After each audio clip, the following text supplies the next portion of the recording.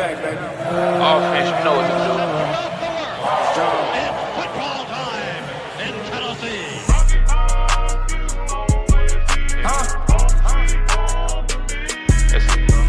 Give me Tennessee.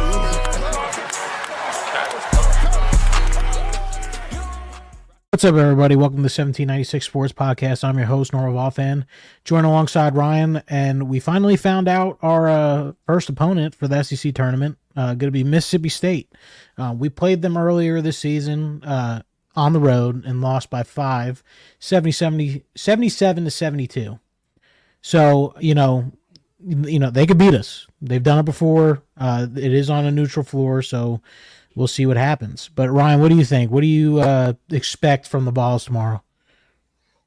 I honestly think it's perfect that Mississippi State is our opponent because Tennessee will not be overlooking them because they're one of the 4 teams that beat us in SEC play. So, because if LSU would have won, there's a very good chance that Tennessee might have overlooked them because they beat them by 20. So, as far as just the matchup surface level, just looking at it, just immediately when you see Mississippi State, that's my thought, is that they will not be overlooking them. Yeah, absolutely. That's a good point.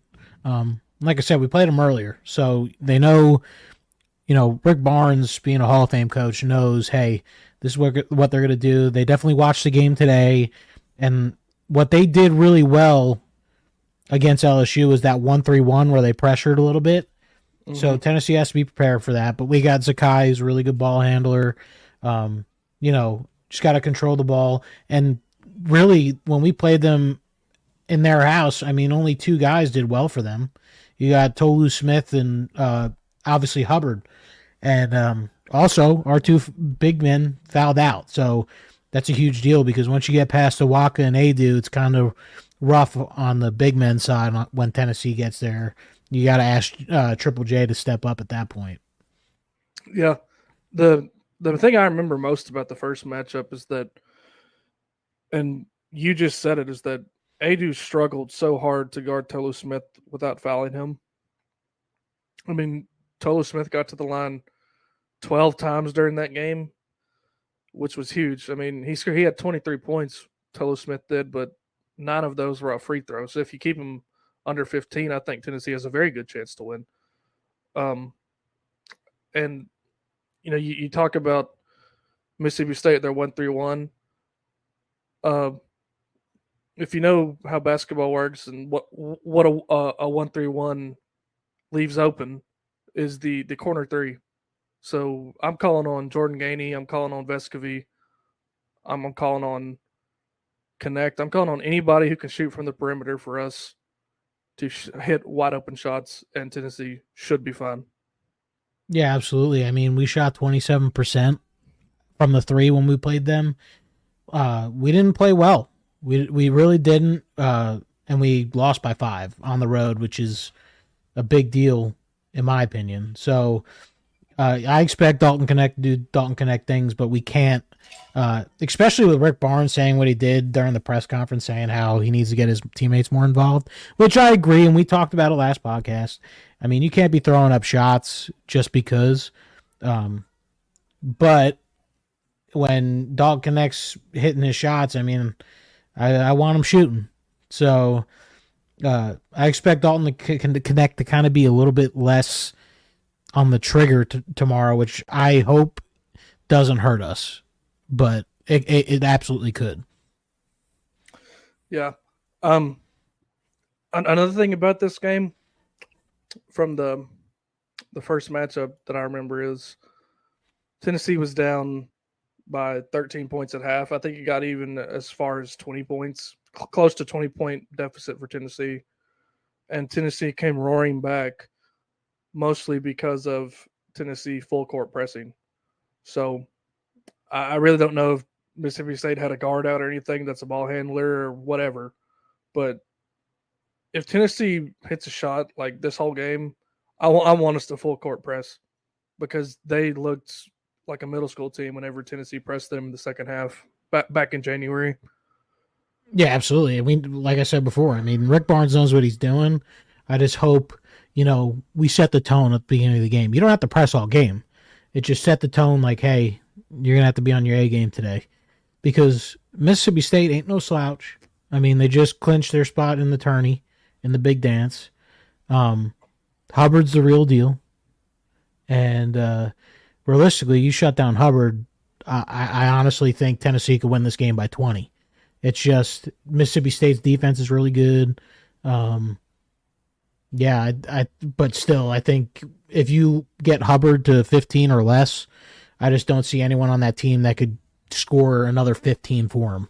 So I expect Tennessee to be physically ready to guard Hubbard all game. Yeah, and I mean, he's like the only player for them who consistently shoots and makes threes. If you go back to the first matchup, Mississippi State was 6 of 18 from the 3-point line, and Hubbard had 5 of them.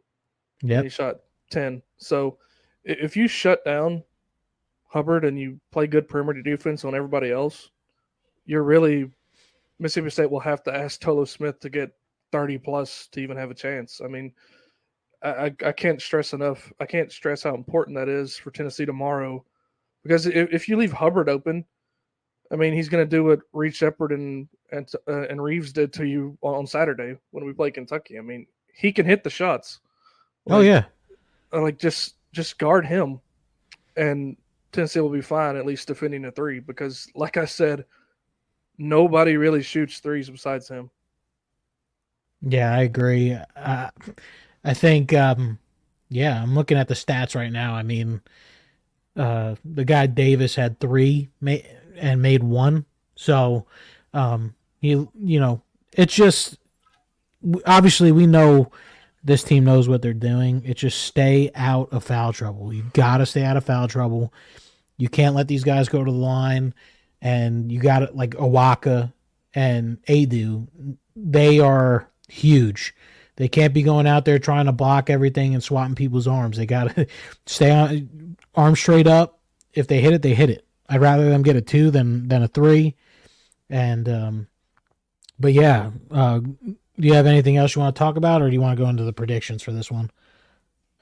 One last thing for me is it was the first.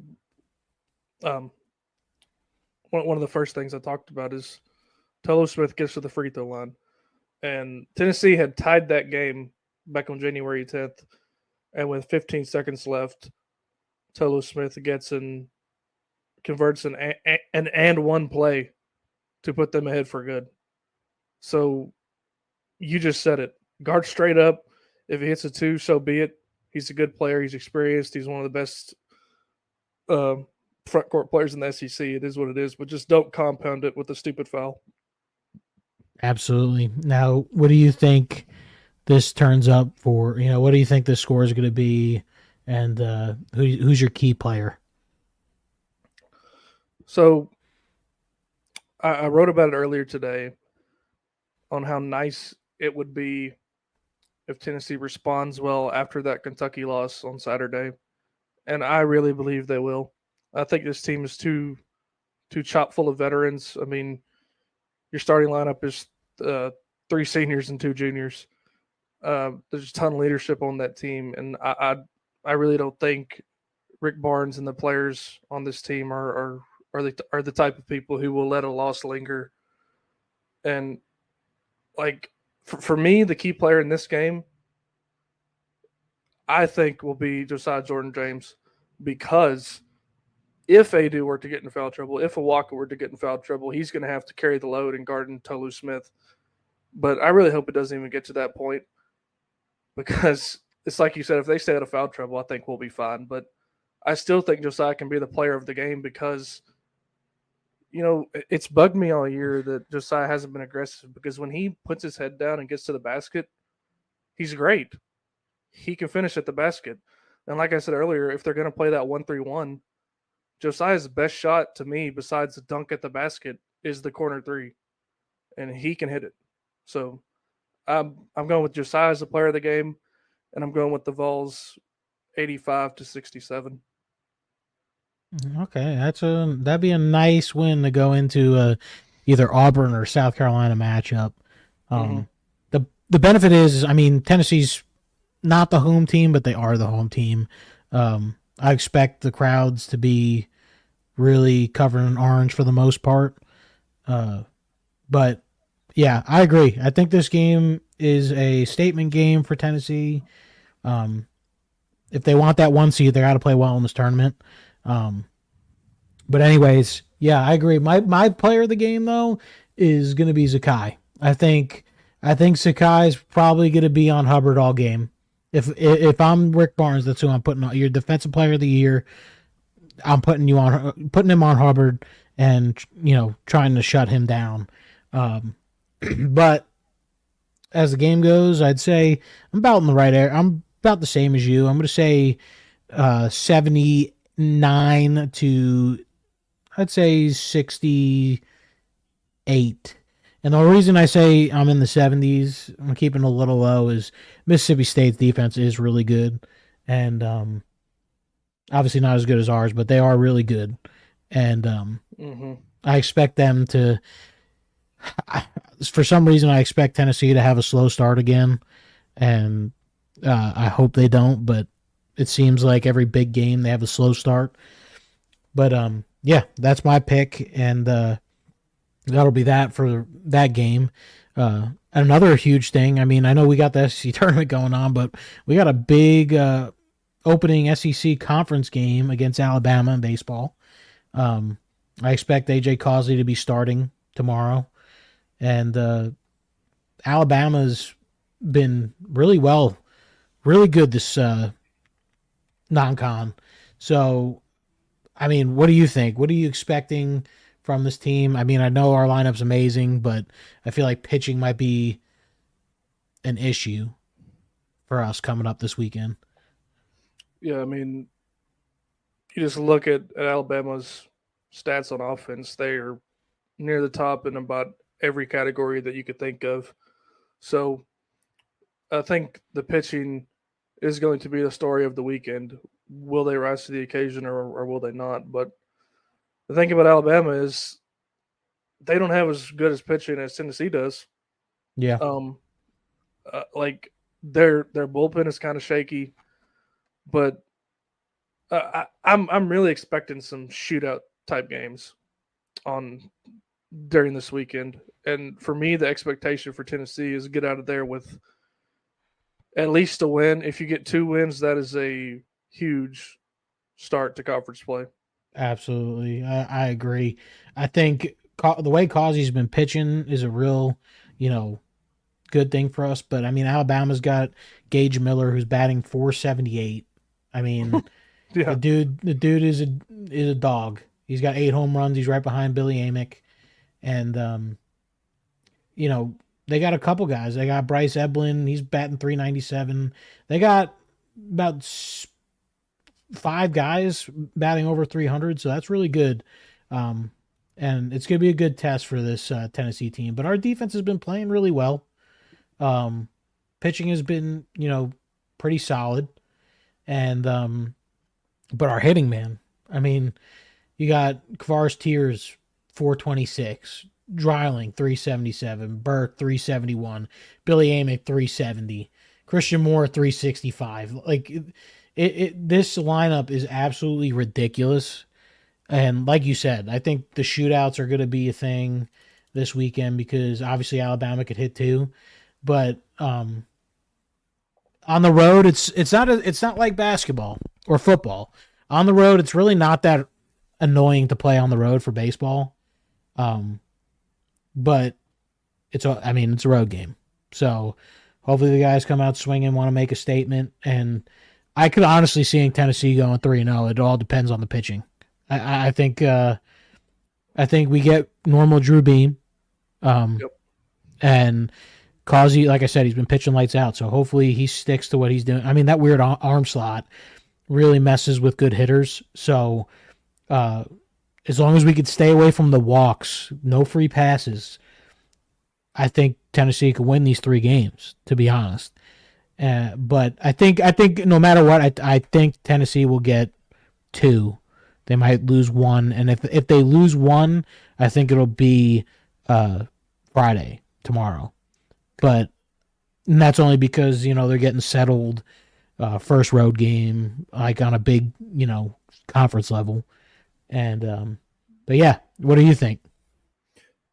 Yeah, I mean, if they even play tomorrow, the weather in the South throughout the whole South tomorrow is not very good. So you might be looking at a doubleheader on Saturday, but which I think would favor Tennessee if you're playing a doubleheader, just because like I said earlier, the pitching is in Tennessee's favor, I think. So, but I I expect the Vols to lose one, and it's just because of the firepower that Alabama has. I mean, it's very similar to what Tennessee has. I mean, it's about the same through the non conference schedule. But the thing that does give me hope is Alabama did lose to Southern Miss this week. Southern Miss is good, though. I know They really I are know. this year. I was about to say. I mean, we did everything we could to get past them in the super regionals last year, but you know that just shows me that Alabama is beatable and their offense is not always a juggernaut. I think it was 9-2 in the midweek for Alabama at Southern Miss. So I, as long as the pitching is not just completely abysmal for Tennessee, it's like I said earlier. The goal should be to get out of there with a series win.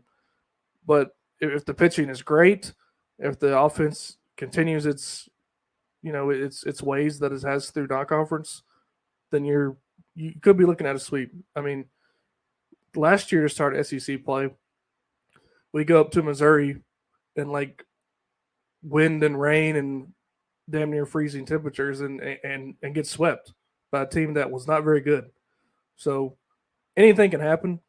But I think since we're starting off this year's conference slate with a much better opponent, Tennessee will not get snuck up on. Yeah, they're ready for this game. Yeah. So You got to remember, Alabama is the team that Vitello had his most viral moment against 2 years ago. Talking about the chest bump. Yeah. It was on the road too. I mean, it's obvious. I mean, you'd have to be crazy to not think that the Tennessee Alabama rivalry does not translate across all sports. I mean, I want to beat them in swimming and diving as much as I want to beat them in football. I mean, I don't care. I mean, you got me crazy for saying that, but I think it's important to beat Alabama in anything. Like, I want to beat them in equestrian. I want to beat them in underwater basketball. Swimming. Yeah. Yeah, I don't care. So surely the team is just thinking the same way. Yeah, I agree. Other than that, there's not really a lot of baseball talk. We'll talk more after the series, but yeah, I mean, it's gonna be a fun-filled weekend of short podcasts with these games. But yeah, I mean, I want to talk about one more thing. I don't know if you saw it. It's gonna be a short thing, but did you see that Jamie French, 5-star wide receiver, is having a visit with George McIntyre coming in to Knoxville?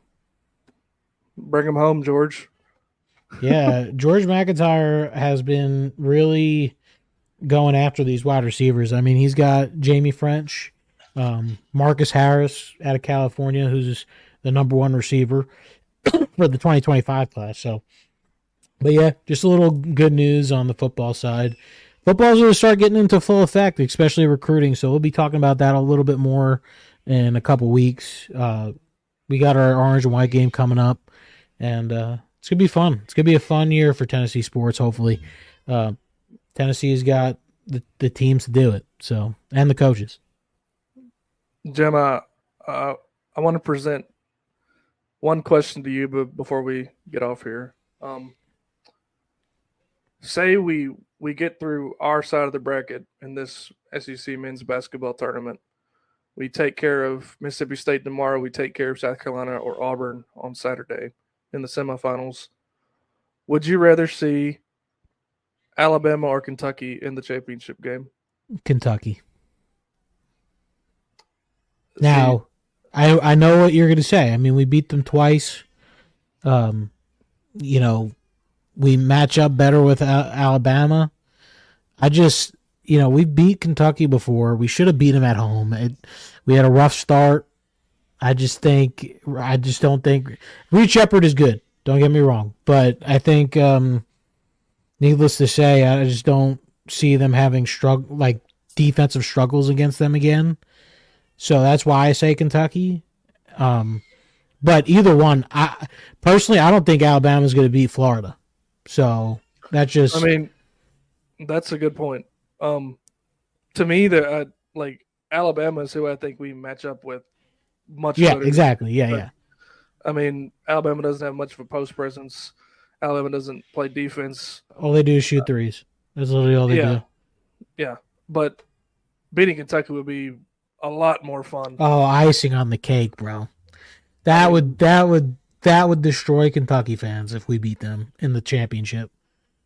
And talk about a sellout crowd. That would be a sellout crowd. That would be an absolutely packed Bridgestone Arena. I mean, I remember it was 5 years ago now when Tennessee played Kentucky in the semifinals in Nashville, and the Grant Williams Admiral Schofield team beat them in the semifinals. It was probably, and I'm not trying to be a negavol here, it was probably 70-30 Kentucky. And that surprised me. But I don't think that would be the story this year, especially if you get to the championship game. I think it would be 50-50 at worst, because I think I told y'all Kentucky fans treat the SEC tournament like Muslims treat returning to Mecca. I mean, it's crazy. Yeah, because, I mean, the past couple of years they have terrible stretches in the Big Dance. So, I mean, this is they want to win this bad, and they can. I mean, their team's really good. I'm not one of those that's going to tell you, oh, Kentucky sucks, because they don't. They are really good. They have 2 freshmen that should be starters, and it's just, they could absolutely win. It's just Tennessee's got, in my opinion, Tennessee's got the hardest road to get there as a 1 seed. Ain't that crazy? Like, Kentucky's the 2 seed, and they have an easier way to get to the finals than Tennessee does. Did you know that? I mean, this blew my mind, but do you know who has the second best odds to win the SEC tournament behind Tennessee? I'd say probably Auburn. It's Auburn. Yeah, I would say probably Auburn, just because to me, I think Auburn would beat Kentucky. So, I mean, that's just surprising to me. I guess they're betting on Auburn's depth, the odds makers are, but I mean, Tennessee's plus 190, Auburn's 270, and they have Kentucky at 350, at least on Odd Shark. So that kind of surprised me. Yeah, but man, it's gonna be a rough one. I mean, tomorrow ain't gonna be no slouch over. And then the following game, we'll have to play South Carolina or Auburn. The only benefit if we play South Carolina again is that they play 2 games in a row. So they'll be, I wouldn't say beat up because they're D1 athletes, but, you're still going to have fatigue, especially coming off a game that they just played, which was super physical, and then they're going to be playing Auburn tomorrow. So it's going to be another physical game. So I think it's going to be a better shot if we play South Carolina again, but that's just my personal opinion. But we'll see. It's going to be a fun weekend. I mean, this is going to be a lot of fun, hopefully. Yeah.